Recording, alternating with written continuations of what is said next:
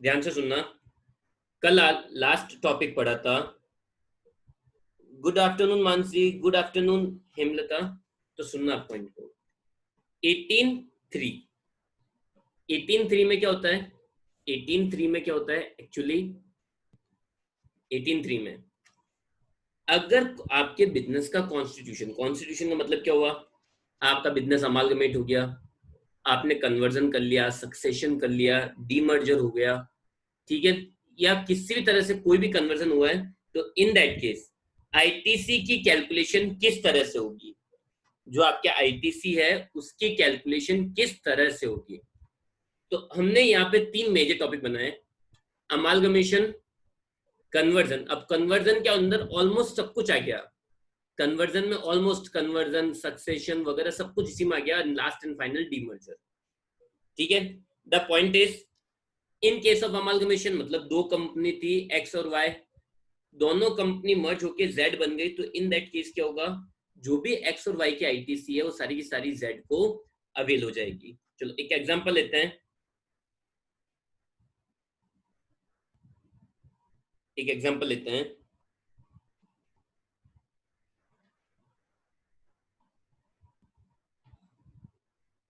ए limited, इसके पास input tax credit का बैलेंस पड़ा है 80,000, और बी लिमिटेड, इसके पास इनपुट टैक्स क्रेडिट का बैलेंस पड़ा है 2,40,000। दोनों मर्ज होके A and B amalgamated and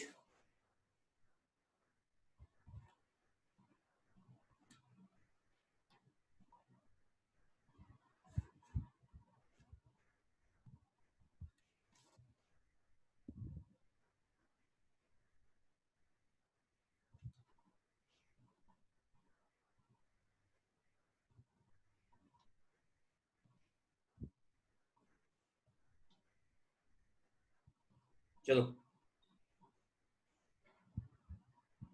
C limited को कितनी आईटीसी मिलेगी?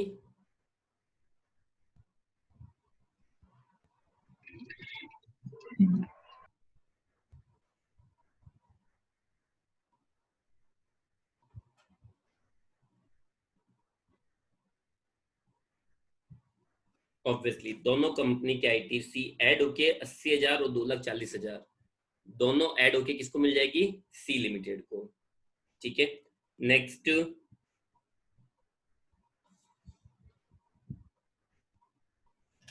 Okay done. नेक्स्ट, कन्वर्जन या सक्सेशन। कन्वर्जन या सक्सेशन, इसके अंदर क्या होगा? जैसे कोई कंपनी है, जैसे एक्स लिमिटेड है, उसने टुक ओवर कर लिया वाई लिमिटेड को, ठीक है, मतलब एक्विजिशन हो रहा है, तो इन दैट केस जो भी वेंडर कंपनी की आईटीसी होगी, मतलब जो बिकने वाली कंपनी उसकी आईटीसी होगी, वो परचेजर को रिसीव हो जाएगी।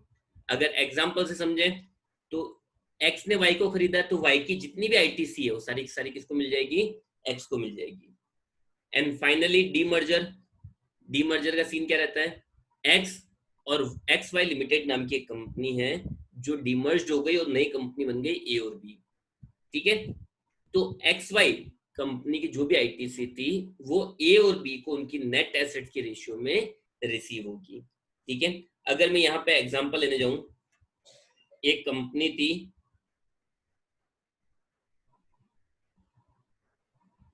एबीसी लिमिटेड,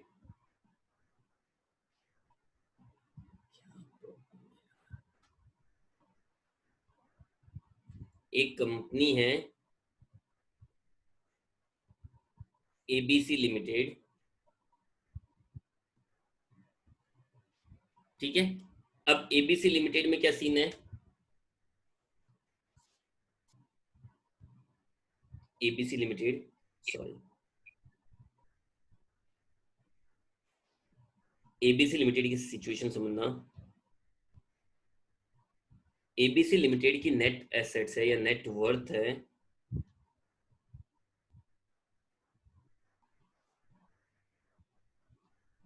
100 करोड़ की, ठीक है। और इसके पास आईटीसी पड़ी है आईटीसी पड़ी है, आईटीसी का बैलेंस कहाँ पड़ा होता है? इन, ये याद रखना है ना, इलेक्ट्रॉनिक, एक बात सुनना, ध्यान से सुनना, आपके पास आईटीसी पड़ी है, इसका पता चलेगा कहां से? अब आप बोलो हमारे अकाउंट से, तो आप अकाउंट्स में क्या हेरफेर नहीं कर सकते क्या? अगर अपनी कंपनी की वैल्यू बढ़ाने के लिए किसी को, अब फॉर एग्जांपल समझना, मेरी बात को बिल्कुल ढंग से सुनना, मुझे अपना बिजनेस किसी को सेल आउट करना है, मुझे अपना बिजनेस किसी को सेल आउट करना है, ठीक है, ओके, तो मैं क्या करूंगा? मैं अपनी बुक्स में आईटीसी बढ़ा के बता सकता हूँ। मैं कहूंगा मेरे पास आईटीसी पड़ी भाई साहब 20 करोड़ रुपए की, 20 करोड़ की आईटीसी पड़ी है। उसको क्या लगेगा, हाँ यार 20 करोड़ की आईटीसी। मुझे बताओ आईटीसी का मतलब क्या होता है? अभी क्या समझा था? अगर कोई मेरा बिजनेस टेक ओवर कर रहा है, अगर कोई बिजनेस जैसे एक्स लिमिटेड वाई को टेक ओवर कर रही है, तो अगर मैं ये बोल दूं, वाई लिमिटेड ये बोल दे कि मेरे पास तो 20 करोड़ की आईटीसी पड़ी है, और एक्स को बोले कि अभी आप मुझे 20 करोड़ दे दो और वो 20 करोड़ की आईटीसी आप ले लेना, तो बुक्स में तो झोलझाल कर सकते हैं ना। बुक्स तो मेरी है, मैं अपनी बुक्स को मैनिपुलेट कर सकता हूँ। तो इन दैट केस वो बैलेंस जो आईटीसी का बैलेंस जो होता है ना, आपके पास जो जितनी भी आईटीसी है उसका बैलेंस शो होता है इलेक्ट्रॉनिक क्रेडिट लेजर में। आईटीसी का बैलेंस किस में शो होता है? इलेक्ट्रॉनिक क्रेडिट लेजर के अंदर। वहां पे आपका जो भी इनपुट टैक्स है वो एडजस्ट होता है, एक्सेस आपको पे करना पड़ेगा, और अगर आपकी आईटीसी ज्यादा है तो आपको रिफंड हो जाएगी। तो इलेक्ट्रॉनिक क्रेडिट लेजर, मेरी बात को वापस सुनना, इलेक्ट्रॉनिक क्रेडिट लेजर, इसके अंदर आपके आईटीसी का बैलेंस शो होता है कि आपके पास कितनी आईटीसी पड़ी है। इलेक्ट्रॉनिक क्रेडिट लेजर कहाँ पे होता है? तो जीएसटी के कॉमन पोर्टल के ऊपर होता है, जीएसटी के कॉमन पोर्टल के ऊपर होता है। तो वहां पे जाके आप अपने बिजनेस की डिटेल डाल के, अपना जीएसटीआईएन नंबर डाल के, आप अपना इलेक्ट्रॉनिक क्रेडिट लेजर का सही सही बैलेंस चेक कर सकते हैं, ठीक है। तो अगर फॉर एग्जांपल आपको किसी का बिजनेस टेक ओवर करना है, तो वो जो अपनी बुक्स में बता रहा है आईटीसी, उस पर ध्यान मत देना, आप ये देखना कि उसके इलेक्ट्रॉनिक क्रेडिट, वापस बोल रहा हूं, इलेक्ट्रॉनिक क्रेडिट लेजर, कोई बहुत भारी नाम नहीं लिया मैंने, कोई भारी नाम नहीं लिया, वापस से ढंग से ध्यान से सुनना। इलेक्ट्रॉनिक क्रेडिट लेजर क्या होता है? जिसके अंदर आपके आईटीसी शो होती है, जिसके अंदर आपकी आईटीसी शो होती है, ठीक है।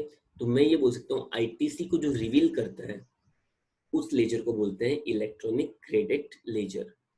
कहाँ पे होगा? जीएसटी के कॉमन पोर्टल पे। ये कहाँ पे होगा? जीएसटी के कॉमन पोर्टल पे। आप जीएसटी के कॉमन पोर्टल पे जाओ, लॉगिन करो, जैसे लॉगिन करोगे तो आपके 3 लेजर के बैलेंस एक साथ शो हो रहे होते हैं वहीं पे ही, 3 लेजर के बैलेंस एक साथ शो हो रहे होते हैं, electronic credit ledger, electronic cash ledger और इलेक्ट्रॉनिक लाइबिलिटी लेजर। उनके बैलेंसेस वहां पे जो आपका डैशबोर्ड है वहीं पे ही शो हो रहे होते हैं। तो द पॉइंट इज, अभी हम लोग के लिए एक पॉइंट बात है, बाकी दोनों को बाद में समझेंगे। इलेक्ट्रॉनिक क्रेडिट लेजर, तो इलेक्ट्रॉनिक क्रेडिट लेजर क्या होता है? एक ऐसा लेजर जिसके अंदर आपकी एलिजिबल आईटीसी शो होती है, जिसके अंदर क्या शो होती है? Eligible ITC. अब आपका क्वेश्चन कैसे पता चलेगा, कहाँ पे देखना है? तो जीएसटी के कॉमन पोर्टल पे जाओ, अपने बिजनेस को लॉगिन, बिजनेस के लॉगिन का मतलब ये हुआ अपना जीएसटी आईएन नंबर डालो, अपना जीएसटी आईएन नंबर डालो, ठीक है। आप लॉगिन कर जाओगे, लॉगिन करते ही सामने शो हो जाएगा, ठीक है। चलो, तो इलेक्ट्रॉनिक क्रेडिट लेजर के अंदर आईटीसी का बैलेंस शो हो रहा है 8 करोड़ का, ठीक है। अब क्या हुआ, तीनों कंपनी अलग अलग हो गई, एबीसी लिमिटेड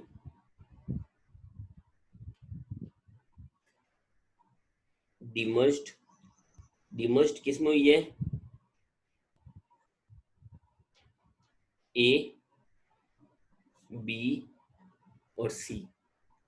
इनको नेटवर्थ मिली है, इसको नेटवर्थ मिली 50 करोड़ की, इसका नेटवर्थ में शेयर आया 30 करोड़ का और इसका नेटवर्थ में शेयर आया 20 करोड़ का। तो मुझे आईटीसी बताओ कि सी को आईटीसी कितनी मिलेगी। केवल सी की बता दो, मैं समझ जाऊंगा। सी को आईटीसी कितनी मिलेगी।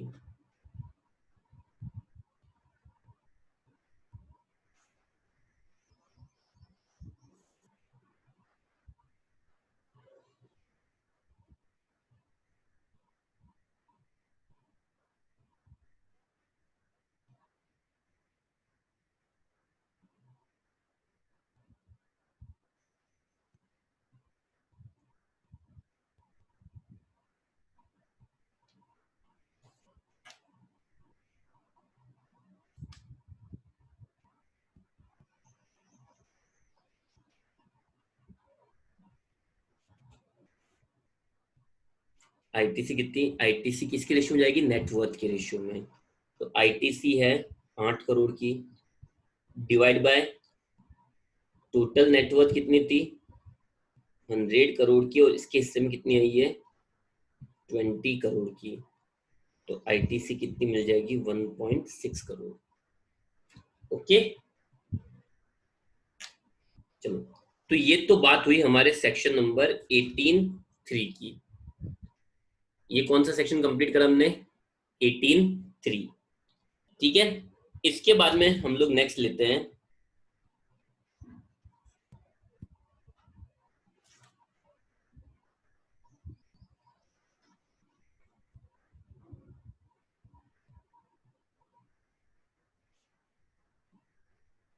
सेक्शन 18(4).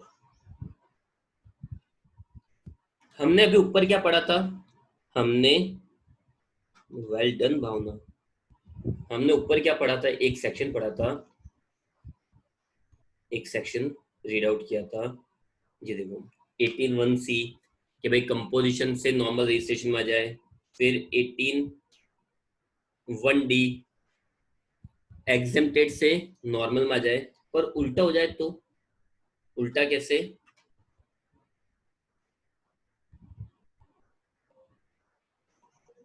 रेगुलर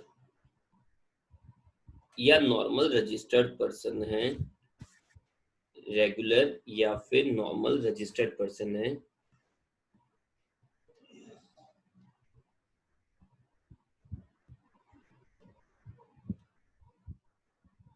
और वो स्विच करता है कंपोजिशन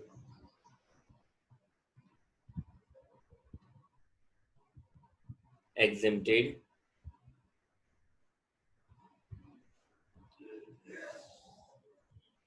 या अनरजिस्टर्ड में। सुनना, आप एक नॉर्मल रजिस्ट्रेशन, आप एक नॉर्मल रजिस्टर्ड पर्सन हो, आप एक नॉर्मल रजिस्टर्ड पर्सन हो, और आप लोग सडनली स्विच कर जाते हो एग्जेम्प्टेड और अनरजिस्टर्ड में। चलो इसको हम लोग एक चार्ट के थ्रू समझें।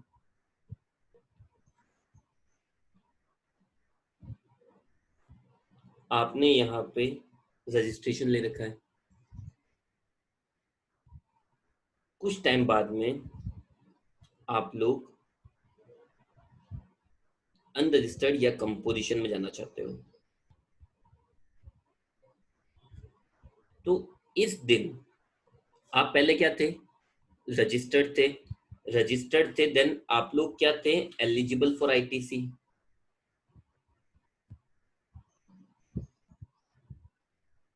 तो इस दिन, जिस दिन आप कंपोजिशन में स्विच कर रहे हो, उस दिन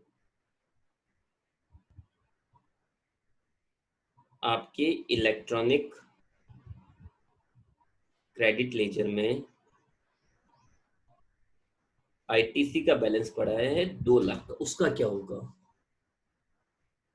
आपके इलेक्ट्रॉनिक क्रेडिट लेजर के अंदर आईटीसी का बैलेंस पड़ा है उस 2 लाख का, उसका क्या होगा। आप सीधे सीधे बोल दोगे आईटीसी नहीं मिलेगी, अब कंपोजिशन में हो गया, तो जो आईटीसी मिलनी थी वो क्या हो जाएगी, कैंसिल। That's it, simple. आप लोग यही बोल सकते हो, नॉर्मल सी बात है भाई। जब पहले था कि जब नॉर्मल रजिस्ट्रेशन में आ रहा था हम आईटीसी दे रहे थे, अब जब वो आईटी जा रहा है तो आईटीसी नहीं देंगे, जो आईटीसी थी उसको कैंसिल कर देंगे। इतने से थोड़ा ना काम चलेगा। यहाँ पे दो सिचुएशन होगी अगले के पास में। क्या? एक तो इलेक्ट्रॉनिक क्रेडिट लेजर के अंदर बैलेंस पड़ा होगा, साथ ही साथ में उसके पास इनपुट्स भी तो पड़े होंगे, इनपुट्स प्लस कैपिटल गुड्स ये भी तो पड़े होंगे। तो दोनों को कंपेयर किया जाएगा, ठीक है। और यहाँ पे एक वर्ड यूज में आता है, एक वर्ड यूज में आएगा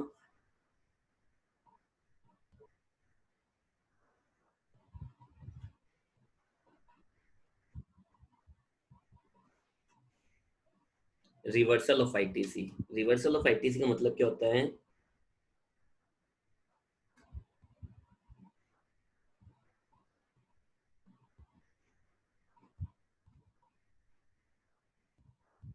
आईटीसी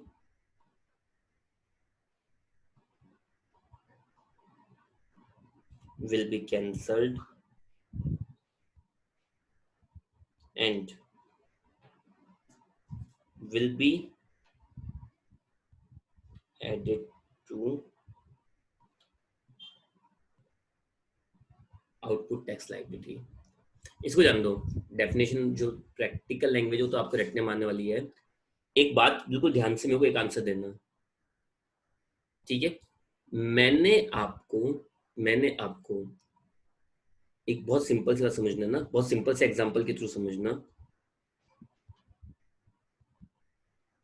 मैंने आपको, आप बीमार थे, सुनना बात को बहुत ध्यान से, आप बीमार थे, मैंने आपको मेडिसिन परचेज करने के लिए 5,000 रुपए दिए कि भाई ठीक है मेडिसिन परचेज कर लेना। बट बट कोई भगवान का चमत्कार हुआ और आप ठीक हो गए। सुनना बात को, चलो 5,000 को ज्यादा हो गए, 1,000 रुपए दिए, ठीक है। आप लोग बीमार थे, मैंने आपको मेडिसिन वगैरह परचेज करने के लिए 1,000 रुपए दिए।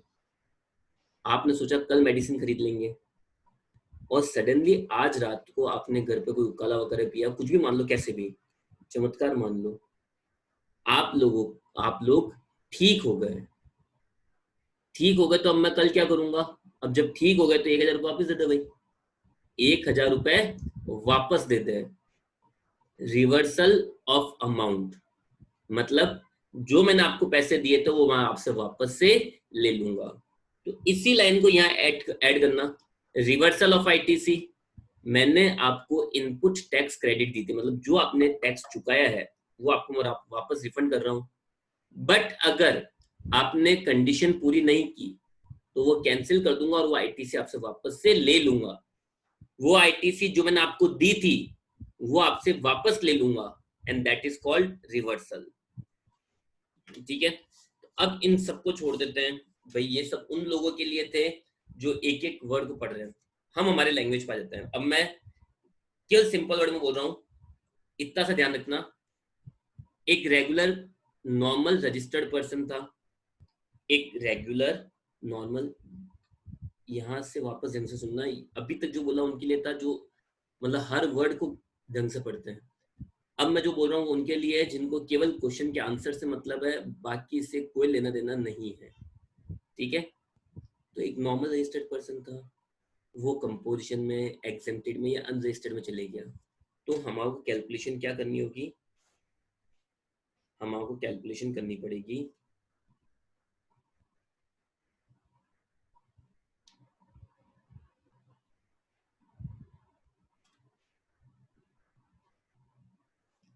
Calculation of reversal of ITC. कैसे? ये कैसे कैलकुलेट होगी? इनपुट्स इनपुट्स की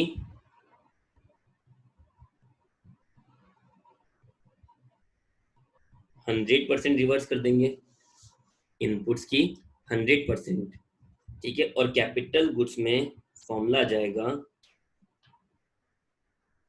input tax credit. Capital goods की लाइफ मानते हैं हम लोग 5 साल, 5 साल का मतलब हो गया 60 मंथ्स, 60 महीने, इंटू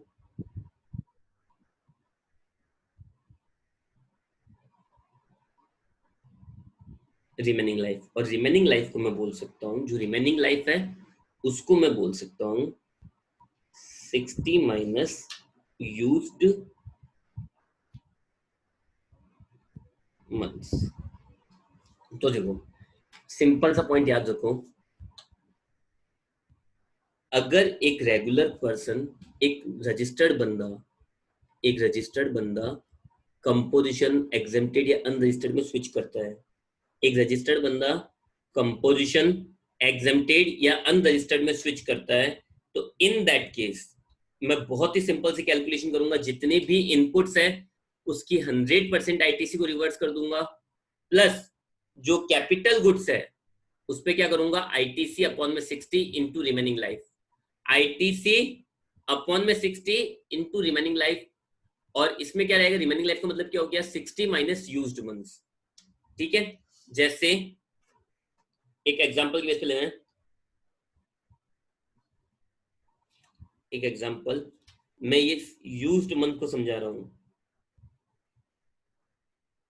ये यूज्ड मंथ कैसे निकालते हैं, जैसे capital goods used for 4 years,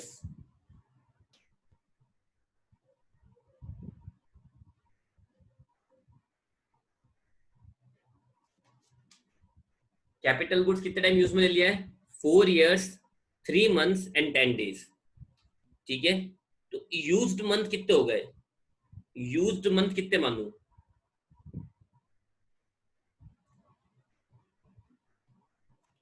कितने महीने यूज हो गए, 4 साल,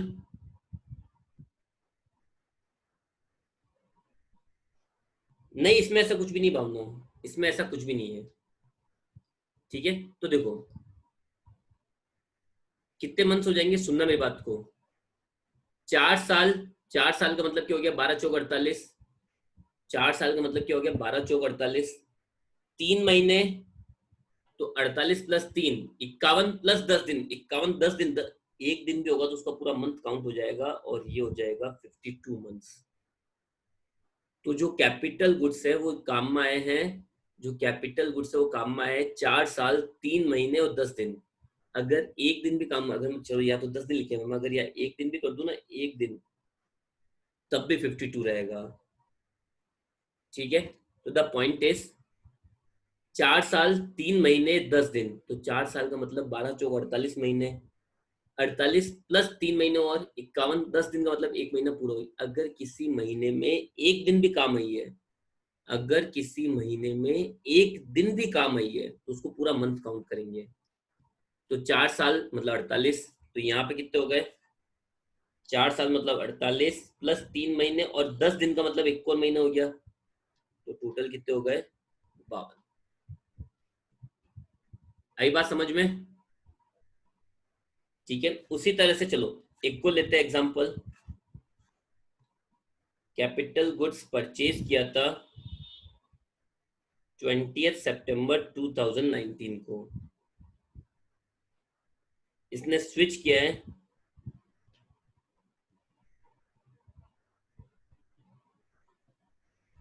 स्विच किया नॉर्मल रजिस्ट्रेशन से,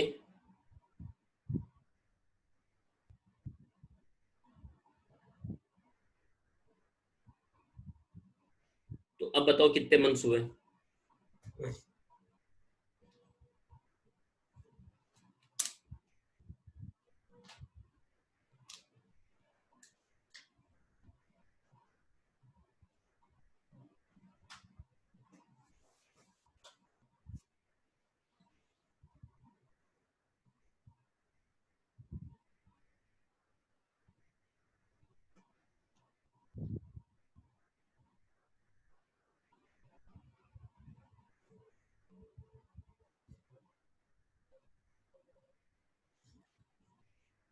एक बात वापस से सुनना, मैंने आप लोगों को जो क्वार्टर काउंट करने के लिए समझाया था, तब क्वार्टर कैसे काउंट करते हैं हम लोग, डेट का ध्यान नहीं रखते हम लोग, डेट को अवॉइड करो, डेट को एग्जैक्टली हम लोग अवॉइड करते हैं। सुनना, केवल मंथ से मतलब होता है हमें, सितंबर में और मार्च में डेट हमेशा इररिलेवेंट होती है, डेट हमेशा इररिलेवेंट होती है।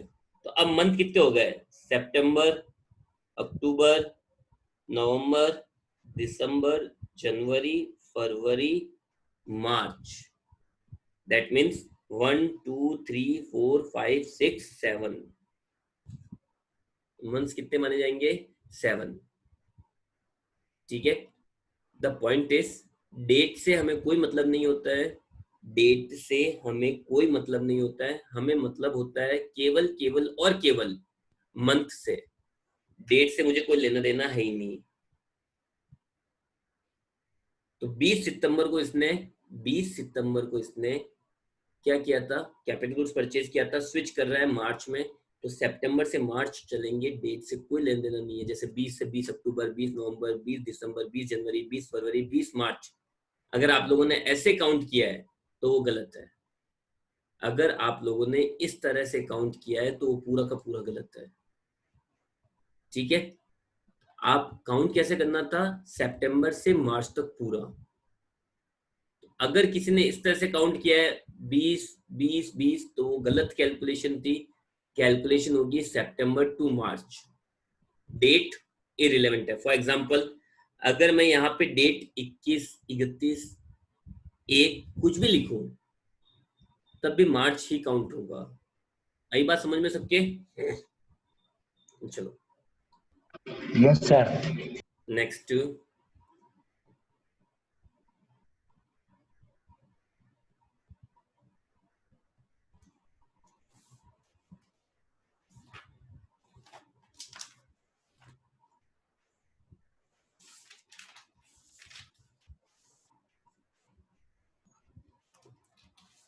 एक एग्जांपल ले रहे हैं।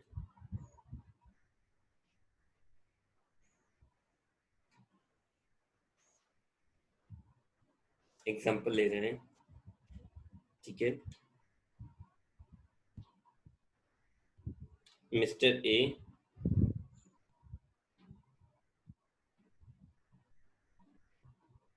रजिस्टर्ड पर्सन है। रजिस्टर्ड पर्सन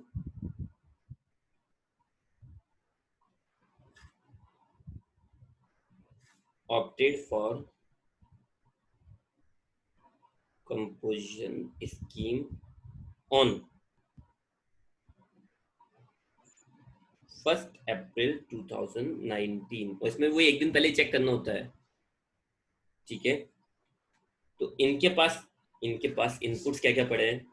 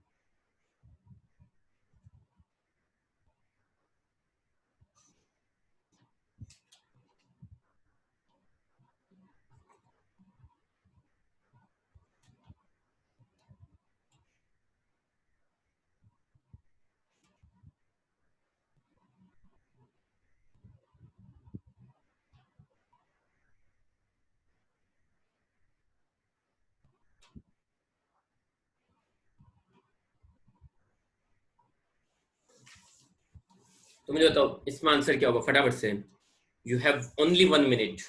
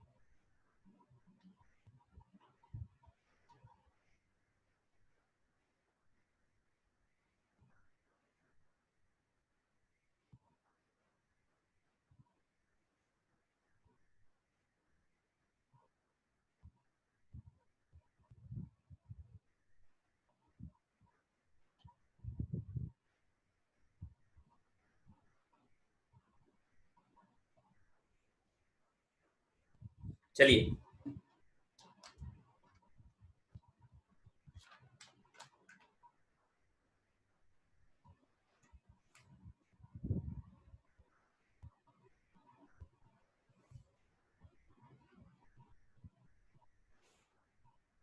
तो यहाँ सुनना आप लोग,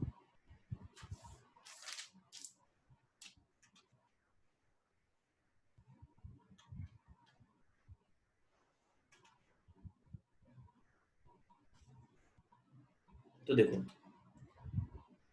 एक एक पॉइंट ले रहे हैं। इनपुट इन स्टॉक आपको दे रखे हैं, तो देखो input in stock valued at ₹252, जिसमें जीएसटी कितना इंक्लूड है। और अभी क्या समझाया था आप लोगों को, अभी क्या समझाया था, आईटीसी कैसे मिलती है, आईटीसी किस तरह से मिलेगी। देखो इनपुट्स की तो 100%, इनपुट्स की 100% जितना भी आपने इनपुट टैक्स दिया है, और कैपिटल गुड्स में जितना भी इनपुट टैक्स दिया था divide by 60 into remaining life. ठीक है, तो पॉइंट समझना, ठीक है, पॉइंट ध्यान से समझना। यहाँ पे इनपुट, अब किसी दिमाग में इनपुट का 100% लिख दिया तो 2,52,000 नहीं, इनपुट्स के ऊपर जितना आपने इनपुट टैक्स दिया है उसका 100%। हम लोग बात इनपुट टैक्स की कर रहे हैं। तो पहले पॉइंट के अंदर इनपुट टैक्स कितना जाएगा, 2,52,000 है, किसके बराबर, 112 के बराबर। तो 12 के बराबर कितना हो जाएगा, तो 12 के बराबर कितना हो जाएगा, 2,52,000 divided by 112 into 12, 27,000।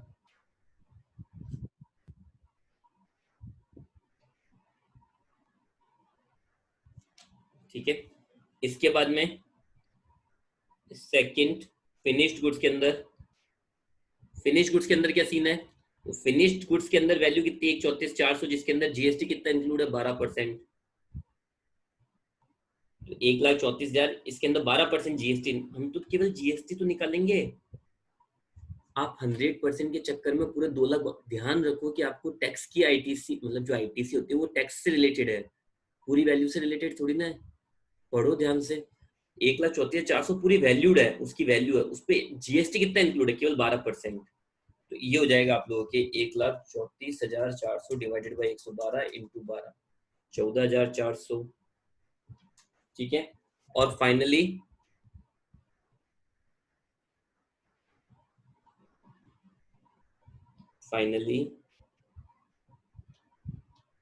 Capital goods, capital goods में आपने क्या बोला, देखो 23 नवंबर को परचेज किया था बाय पेइंग इनपुट टैक्स, सीधे आपको इनपुट टैक्स दे रखा है 1,08,000।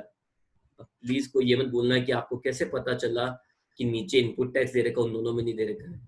तो देखो क्लियर लैंग्वेज में बोला ना, इनपुट जिसकी वैल्यू इनपुट इन स्टॉक, उसकी वैल्यू 252 है, जिसके अंदर 12% जीएसटी इंक्लूड है, मतलब 252 में 12% जीएसटी है। और तीसरे पॉइंट में क्लियर क्या बोला है, 23 नवंबर को हमने इनपुट टैक्स चुका कर, 23 नवंबर by paying input tax, clear input tax दिया कितना, 1,08,000 का।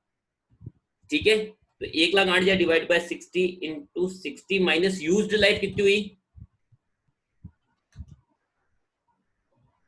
यूज्ड लाइफ कितनी हो गई, हमने परचेज किया था नवंबर के अंदर, स्विच कर रहे हैं मार्च के अंदर, तो नवंबर से लेके दिसंबर, नवंबर दिसंबर जनवरी फरवरी और मार्च, कितने मंथ्स हो गए, 5 मंथ्स। तो 1,08,000 डिवाइडेड बाय 60 इंटू 55, 99,000, ये रिवर्स हो जाएगी, प्लस 27,000 प्लस 14,400, 1,40,400। ठीक है, चलिए आज ये फिनिश हुआ। आईटी से केवल 2 दिन की और बची है, 2 दिन में आईटी से खत्म। ठीक है, तब तक के लिए take care, stay at home, good bye.